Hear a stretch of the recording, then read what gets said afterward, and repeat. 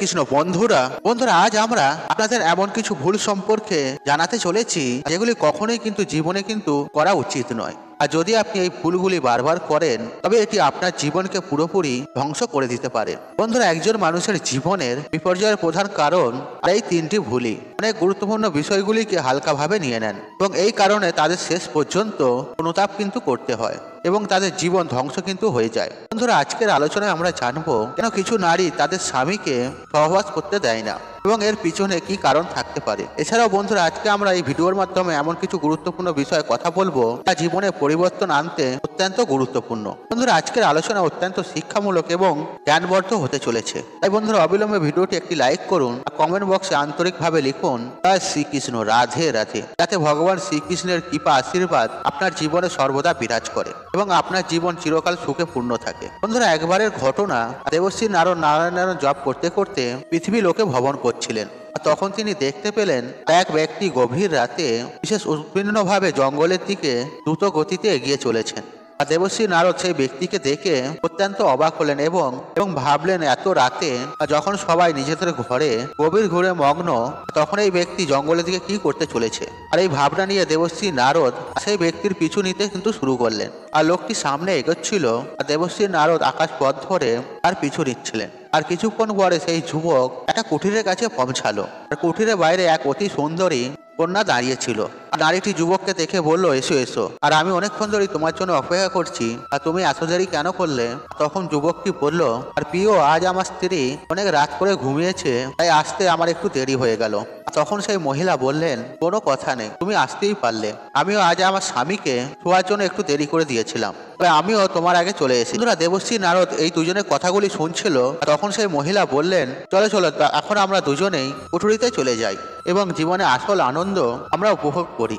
এই বলে দুজনেই কুঠিরের মধ্যে চলে গেলেন। আর দেবশ্রী নারদ এই দৃশ্য দেখে অত্যন্ত অবাক হলেন এবং বললেন, কি পৃথিবী লোক! পুরুষ ও মহিলা একে অপরের সাথে বিবাহিত, তারপরেও তাদের জীবন সঙ্গীকে তারা ধোঁকা দিচ্ছে। এদের একটুও লজ্জা নেই। তারা কি জানে না স্বামী বা স্ত্রীর সাথে বিশ্বাসঘাতকতা করা কত বড় পাপ?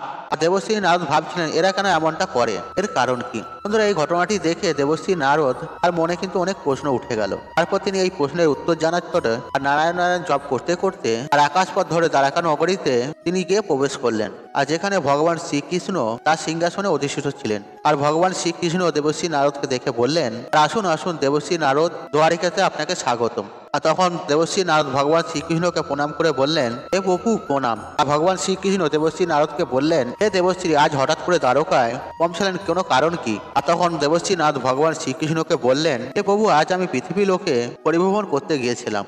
তারপর দেবশ্রী নারদ বললেন, হে প্রভু, আমি একটা অদ্ভুত ঘটনা দেখে এলাম এবং সেই ঘটনা দেখে আমার মনে এক বড় প্রশ্ন উঠেছে। আর সেই প্রশ্নের উত্তর জানার জন্য আমি এখানে এসেছি। দয়া করে আমাকে আমার এই প্রশ্নের উত্তর দাও এবং আমার সংশয় দূর করুন। আর ভগবান শ্রীকৃষ্ণ বললেন, হে দেবশ্রী, তুমি নিশ্চিত হয়ে তোমার প্রশ্নটি আমাকে জানাতে পারো, আমি তোমার প্রশ্নের উত্তর অবশ্যই দেব। আর ভগবান শ্রীকৃষ্ণের মুখ থেকে এমন কথা শুনে দেবশ্রী নারদ বললেন, হে প্রভু, আমি জানতে চাই কিছু মহিলারা তাদের স্বামীকে সহবাস করতে কেন অনুমতি দেয় না, এবং হে প্রভু, মানুষ তার জীবনে কোন তিনটি ভুল করে থাকে যার কারণে তাকে সারা জীবন অনুতাপ করতে হয়। আর যারা এই ভুলগুলি করেন না তাদের জীবন কিভাবে সুখী হয়ে থাকে। আর মানুষের জীবনে কোন তিনটি কাজ কখনোই করা উচিত নয়। আর ভগবান শ্রীকৃষ্ণ দেবশ্রী নারদের মুখ থেকে আর এই প্রশ্ন শোনা আবার বললেন, হে দেবশ্রী, তুমি একটি অত্যন্ত গুরুত্বপূর্ণ প্রশ্ন করেছো, যা মানব জাতির কল্যাণের জন্য অত্যন্ত গুরুত্বপূর্ণ। এই প্রশ্নটি প্রতিটি মানুষের একবার হলেও জানা উচিত, কারণ কিছু মানুষ যৌবনে কিছু ভুলের কারণে তাদের সম্পূর্ণ জীবন ধ্বংস করে ফেলে। যারা তাদের জীবন সুখী করতে চায় তাদের এই বিষয়গুলি জানা অত্যন্ত জরুরি। আর ভগবান শ্রীকৃষ্ণ বললেন, হে দেবশ্রী, এখন আমি তোমাকে আর একটি অত্যন্ত গুরুত্বপূর্ণ এবং জ্ঞানবদ্ধ কাহিনীর মাধ্যমে সকল প্রশ্নের উত্তর দেব। তুমি এই কাহিনীটি মন দিয়ে শ্রবণ করো। আর ভগবান শ্রীকৃষ্ণের মুখ থেকে এতটা শুনে দেবশ্রী নারদ বললেন, হে প্রভু, আপনি দয়া করে এই কাহিনী শুরু করুন। আমি আপনাকে প্রতিশ্রুতি দিচ্ছি, আমি এই কাহিনী শুরু থেকেই শেষ পর্যন্ত অবশ্যই শুনবো, এবং হে প্রভু, আমি এই কাহিনীকে সমগ্র পৃথিবী জুড়ে আমি প্রচার করবো। তারপর ভগবান শ্রীকৃষ্ণ কাহিনী শুরু করতে লাগলেন। হে দেবশ্রী, পুরাণকালে এক শহরে এক সাধারণ জীবনযাপন করা এক কৃষক থাকতেন, যার একটি ছেলে ছিল। ছেলেটির নাম ছিল রাঘব। রাঘব ছিল একজন সৎ ও নির্ভীক কৃষক। সে তার জমিতে প্রতিদিন নিয়মিত ভাবে জল দিত। আর ছেলেটির নাম ছিল রাঘব। আর কৃষকের যথেষ্ট ধন সম্পদ ছিল। তিনি কৃষিকাজে প্রচন্ড পরিশ্রম করতেন, ফলে তার ফসল অত্যন্ত ভালো হতো। আর কিছু শস্য তিনি বাজারেও বিক্রি করতেন, যার কারণে তার কাছে কিছু অর্থ থাকতো। আর কিছু অর্থ তিনি ঘরে রাখতেন এবং কিছু দিয়ে তিনি পরিবারের খরচ চালাতেন। কৃষক তার পুত্র রাঘবকে অনেক ভালোবাসতেন এবং তাকে খুব স্বাধীনতা দিয়েছিলেন। ফলে রাঘব কিছুটা নষ্ট হয়ে গিয়েছিল। তার খারাপ সঙ্গের কারণে জুয়া খেলতে শুরু করেছিল এবং এতটাই খারাপ হয়ে গিয়েছিল যে বয়সের কাঁচা অবস্থায় নিজের কামনা মেটানোর জন্য বেশ্যাদের কাছে যাওয়া শুরু করেছিল। একদিন কৃষক জানতে পারলেন যে তার পুত্র রাঘব এখন বেশ্যাদের কাছে যেতে শুরু করেছে এবং তার খরচও অনেক বেড়ে গেছে। আর কৃষক তখন ভাবলেন কিছু একটা করতেই হবে। তারপর তিনি রাঘবের বিয়ে দিয়ে দিলেন। আর বিয়ের পর রাঘব তার নতুন স্ত্রীর সঙ্গে ঘরে থাকতে শুরু করলো এবং তার স্ত্রী ছিল অত্যন্ত সুন্দরী, প্রচুর রূপবান। কিছুদিন পর রাঘবের বাবা মা বৃদ্ধ বয়সে শরীর ত্যাগ করে চলে গেলেন। তখন ভগবান শ্রীকৃষ্ণ বললেন, হে দেবশ্রী, আসল কাহিনী এখান থেকে শুরু হয়। রাঘবের স্ত্রী সুন্দরী ছিল অত্যন্ত আকর্ষণীয়। রাঘবের কামনা কিছুটা শান্ত হলেও তার জুয়া খেলার অভ্যাস কিন্তু থেকে যায়। তাই রাঘব জুয়ার ফলে তার সমস্ত সম্পদ কিন্তু হারিয়ে ফেলে। এখন তার কাছে অর্থও ছিল না, আর কোনো দক্ষতাও ছিল না। হে দেবশ্রী, যদি কেউ রাজার কাছ থেকে চাকরি চাইতে চায় তবে রাজা প্রথমে জানতে চায় তুমি কি করতে পারো। আর যদি তার কাছে কোনো ভালো দক্ষতা থাকে তবে তাকে চাকরি দেওয়া হবে বা কোনো কাজে নিয়োগ করা হবে। আর যদি তার কাছে কোনো দক্ষতা না থাকে তবে তাকে কাজের যোগ্য না মনে করে বাদ দেওয়া হবে। হে দেবশ্রী, একজন মানুষের প্রতিভাই তাকেই চেনায়, আর রাঘবের কিছুই ছিল না। আর ফলে সে এমন এক পরিস্থিতিতে পৌঁছেছিল আর যেখানে কেবল অনুশোচনা ছাড়া আর কিছুই অবশিষ্ট ছিল না। এবং তার দুই ছেলে ছিল, আর দুই ছেলের বিয়ে দিতে অনেক টাকার দরকার ছিল, কিন্তু রাঘবের কাছে কোনো অর্থই ছিল না। এমনকি সংসার চালানোও তার কাছে কঠিন হয়ে পড়েছিল, আর তিনি দিন দিন দুঃখের মধ্যে পড়ছিল। রাঘব তার শরীরের শক্তি সম্পূর্ণরূপে নষ্ট করে ফেলেছিল। একদিন রাঘব তার স্ত্রীর কাছে যেয়ে বলল, আর আমি আর কি করতে পারি? আর তার স্ত্রী বলল, এই পৃথিবীতে মানুষের সবচেয়ে বড় সুখ মাত্র ইচ্ছা পূরণ করা নয়, বরং দরিদ্রতা এবং বিপদ বয়সে সাহায্য করা। যারা কেবল কামনার পেছনে ছুটেছে তারা অবশেষে ধ্বংস হয়ে যায়। আর এখন আমি তোমাকে 3টি ভুলের কথা বলবো, যেগুলো খুব ভালোভাবে শোনো। আর প্রথম ভুল, যারা যৌবনে প্রথম দিকে যারা শিক্ষা বা দক্ষতা অর্জন করে না, তারা জীবনে এবং কেরিয়ারে নানান সমস্যার সম্মুখীন হন।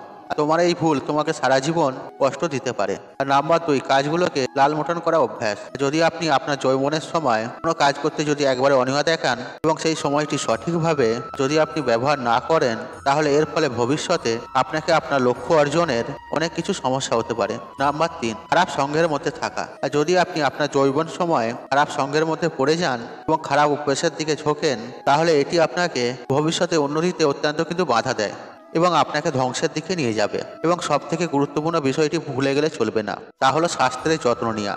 যদি আপনি আপনার যৌবনের সময় শারীরিক এবং মানসিক স্বাস্থ্যকে গুরুত্ব না দেন, তাহলে সময়ের সঙ্গে সঙ্গে বিভিন্ন ধরনের অসুস্থতা আপনাকে কিন্তু দেখা দিতে পারে। তাই আপনার স্বাস্থ্যকে গুরুত্ব দেওয়া কিন্তু অত্যন্ত গুরুত্বপূর্ণ। আর রাঘবের স্ত্রী বললেন, তুমি তো জীবন শুরু থেকেই ভুল পথে গিয়েছিলে, তবে আজকে আমরা এইসব সমস্যা এবং কষ্টের মুখোমুখি হচ্ছি। আর এখন আমি তোমার সঙ্গে কোনো কাজ করতে চাই না। বয়স এখন অর্ধেকের বেশি হয়ে গেছে, আমি এখন ষষ্ঠ সেবা করতে চাই। তাই আমি বিশ্বাস করি ভগবান আমাদের সাহায্য অবশ্যই করবেন। আর এখনই সেই সময়, এখন আত্মাকে পরম আত্মার সাথে যুক্ত করা উচিত। বাল্যকালে বা যৌবন পর্যন্ত মানুষ সাধারণত ব্রহ্মচারীর জীবন কাটায়, আর ব্রহ্মচারী জীবনের পর মানুষ বিবাহিত জীবনে প্রবেশ করে। আর বিবাহিত জীবনে সন্তান কামনা করা হয়, তারপর সন্তান জন্ম হলে বহু কামনা করা হয়, তারপর বয়স বাড়ে এবং অবশেষে সে ব্রহ্মচারী জীবনে ফিরে যেতে হয়, যেখানে তারা বিবাহিত জীবনে প্রবেশ করেছিলেন। তাই এখন ব্রহ্মচারী জীবনই ফিরে যাওয়া ভালো। যেমন তারা যুবকের বয়স তারা নষ্ট করা হয়েছে, তেমনই বৃদ্ধ বয়সেও মানুষকে জীবন নষ্ট করা উচিত নয়, বরং পূজা, জ্ঞান, ষষ্ঠ সঙ্গ ভোজন করা উচিত। আমি নিজেকে নষ্ট হতে দিতে চাই না। তুমি তাহলে বুঝে গেছো আমি কেন তোমার সাথে কাজ করতে চাই না। আর আমাদের একমাত্র লক্ষ্য হলো সন্তানদের বিয়ে দিয়ে তাদের জীবনে ভালো কিছু নিশ্চিত করা। এখন কাজের দিকে মনোযোগ দাও, পরিশ্রম করো, আর ঈশ্বর আমাদের অবশ্যই সাহায্য করবে। আর ভগবান শ্রীকৃষ্ণ বললেন, যারা আমাদের সাথে সত্য মন দিয়ে যুক্ত হন তাদের কখনো কোনো কষ্ট হবে না। তারপর একদিন নারী, যিনি বৃদ্ধা, আর তিনি তার সমস্ত সম্পত্তি রাঘবকে দিলেন, তার ঘরে বসবাস করতে শুরু করলেন। আর তিনি বললেন, আমার কোনো সন্তান নেই, আর তুমি সবকিছু সামলাও, আর আমাকে শুধু দুবেলা খাবার দিলেই চলবে। আর এরপর সেই বৃদ্ধা রাঘবের বাড়িতে বসবাস করতে লাগলেন। আর রাঘব তার 2 ছেলে মেয়ের বিয়ে দিল এবং সুখ শান্তিতে পরিবারের সবাই একত্রিত হয়ে জীবনযাপন করতে লাগলো। এইভাবে ভগবান শ্রীকৃষ্ণ দেবশ্রী নারদকে এই গল্পটি শোনালেন। বন্ধুরা, আপনাদের এই গল্প কেমন লাগলো তা কমেন্ট বক্সে অবশ্যই জানাবেন। বন্ধুরা, আশা করছি এই ভিডিওটি আপনাদের ভালো লেগেছে। তাহলে ভিডিওতে একটি লাইক করুন, একটু কমেন্ট করুন, শেয়ার করুন। বন্ধু বান্ধব, আত্মীয়জনদের সাথে শেয়ার অবশ্যই করুন। মনে রাখবেন, আপনার একটি শেয়ার অনেক মানুষকে উপকৃত করে তুলতে পারে। আপনি যদি আমার চ্যানেলে নতুন হয়ে থাকেন তাহলে চ্যানেলটি সাবস্ক্রাইব করে পাশে অন রাখুন, কারণ নিত্য নতুন ভিডিও সবার আগে দেখার জন্য। ঈশ্বর আপনার মঙ্গল করুক, আপনি সুস্থ থাকুন, নিরোগ থাকুন, আপনার দিন মঙ্গলময় হোক। হরে কৃষ্ণ কৃষ্ণ কৃষ্ণ হরে হরে।